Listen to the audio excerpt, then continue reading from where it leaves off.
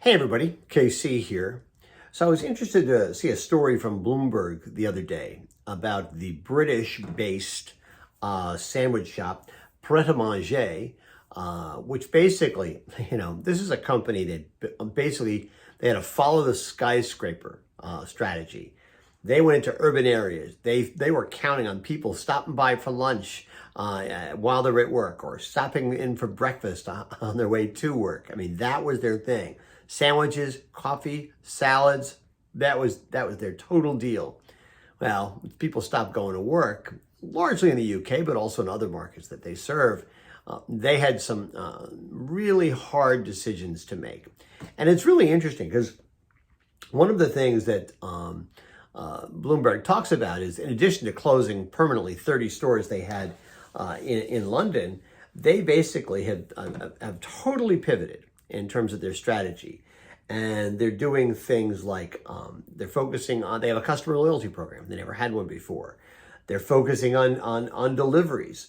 They're selling their products in supermarkets. We've talked about that before on Morning News Beat. And they're moving stores to the suburbs. They're moving the stores to where people are living outside the city. And while this is all these are all strategy changes that are taking place largely in London, I can totally see this happening in other places like the United States. They have a lot of stores in New York City that probably are being underutilized at the moment. Moving to the suburbs where more people happen to be at the moment, and moving into sort of these urbanized centers where people will live, they'll shop, go to the movies, whatever it happens to be, or go to other retailers. That would probably make a lot of sense. The rents would be lower, the density would be lower, but conceivably they could develop a new mix. This is a great example of what retailers have to do to pivot as they move into 2022. It's one of the things that we saw happening with food trucks, right? At the very beginning of the pandemic, food trucks, which usually found themselves in urban areas, they moved to the suburbs because that's where the people are. And I suspect that won't be just a temporary solution.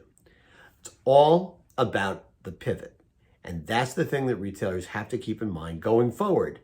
2021, it's almost half over at this point, and it's time to totally have your focus on 2022. Anyway, that's what's on my mind this morning, and as always, I want to hear what's on your mind.